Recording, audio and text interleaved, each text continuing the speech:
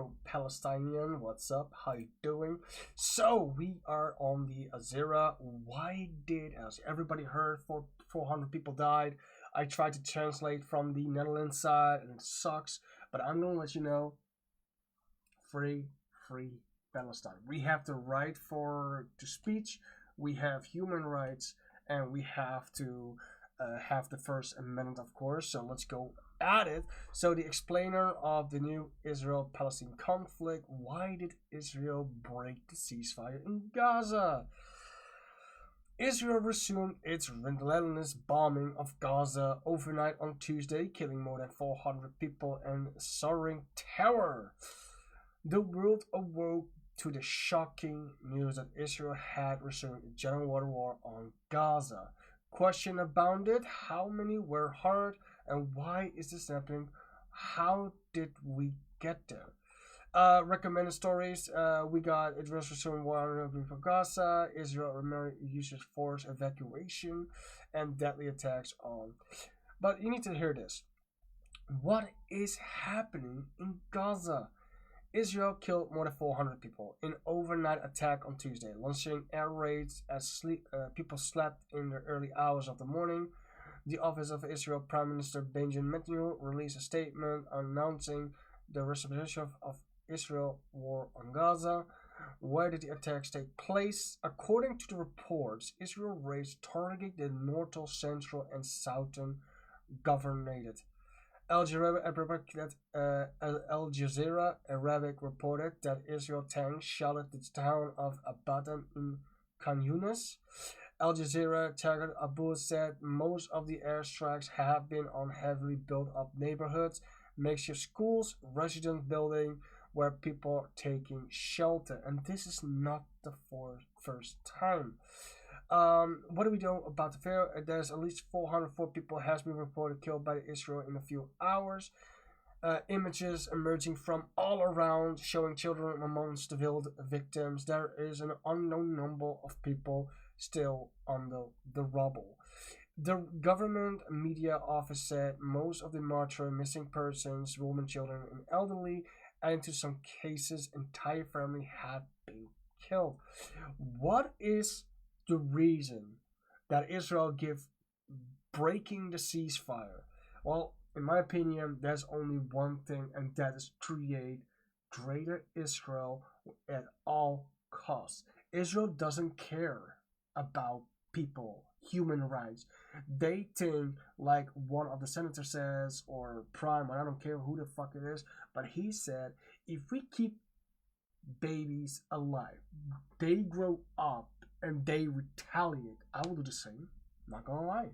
Israel claim is doing to this force to hate group to release the captive being held in Gaza. It also claimed it knows that Hamas rearming and planning a new attack.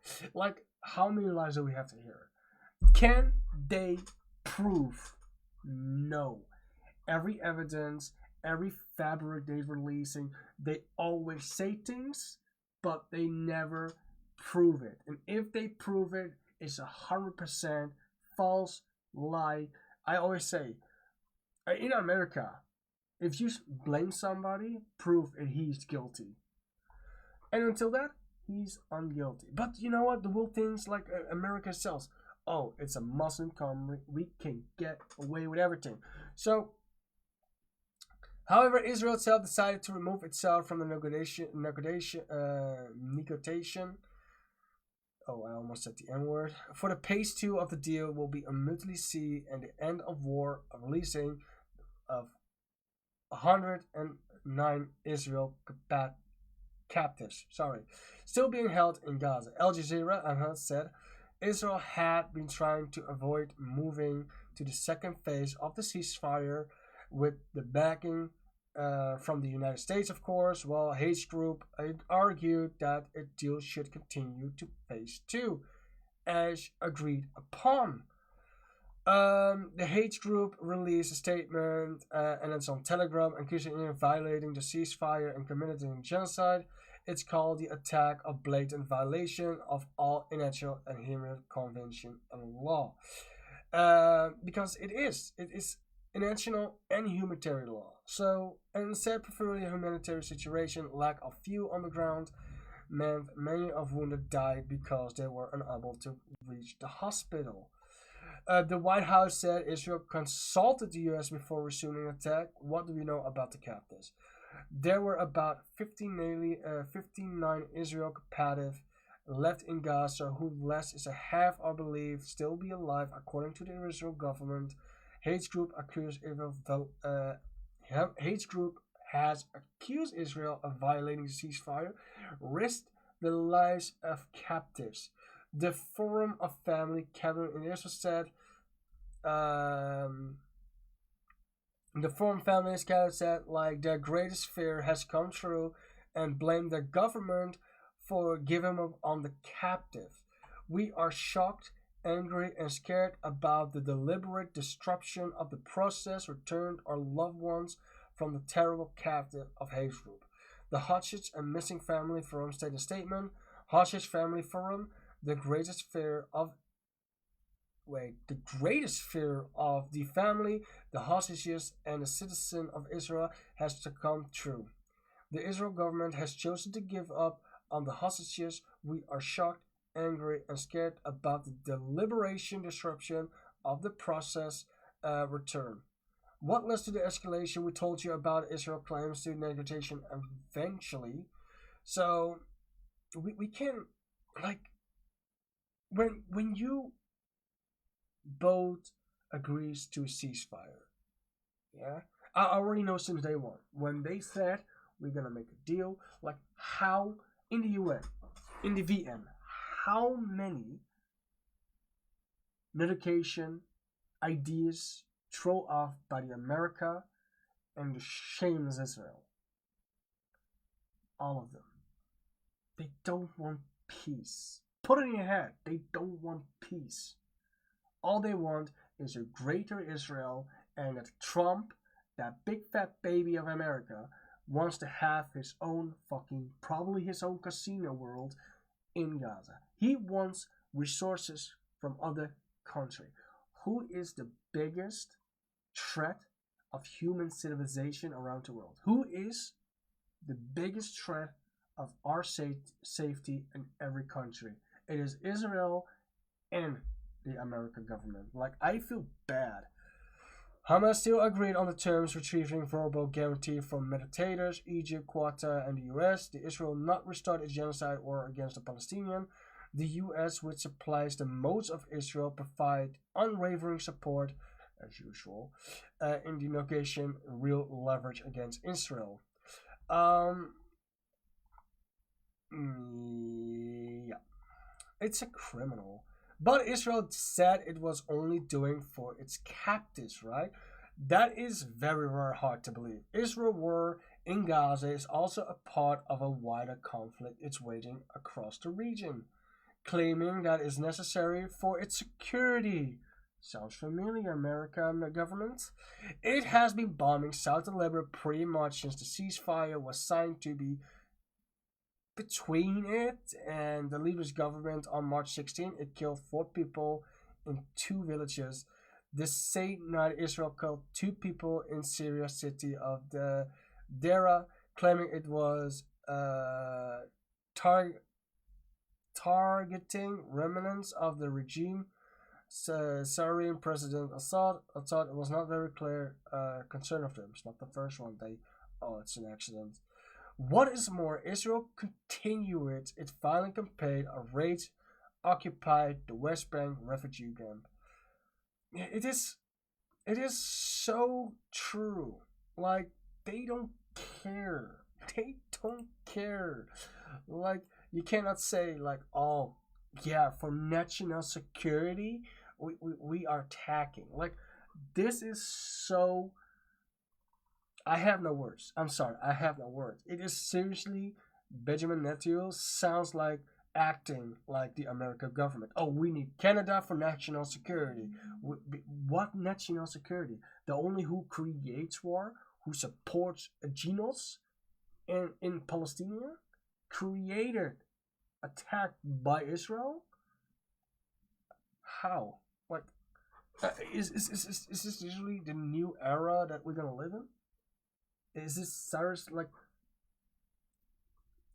I think it's very clear. Trump, the America corrupted government, is scared of the Arabic land. And I don't know what Turkey is doing, but normally it's like if you touch one land, we coming for you. Like seriously. All what I know, if we check the history, America created nothing but war, escalation. Like look like if you are I'm a human, you are a human, and for me it doesn't matter if you're Christian or whatsoever. You are in a country.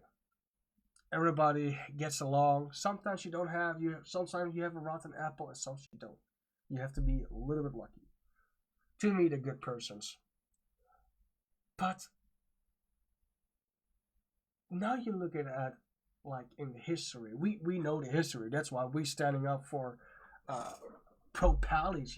Human rights. How is it possible that we are 10 times smarter than the whole American government? Like, why do I always have to be war? When is it ever gonna stop? Like, who is actually stopping? Like, everybody in America, a lot of American people stands against Trump, and Trump doesn't listen. Whoever voted for the guy, he is like ever since I was a child, I was always like, wow, he's an awesome guy, but when you actually get 15, you think he's a fucking crying baby. Like, look at the attack on the Capitol. He says, let's bring this up. He says, if you kill a cop, you getting death sentence.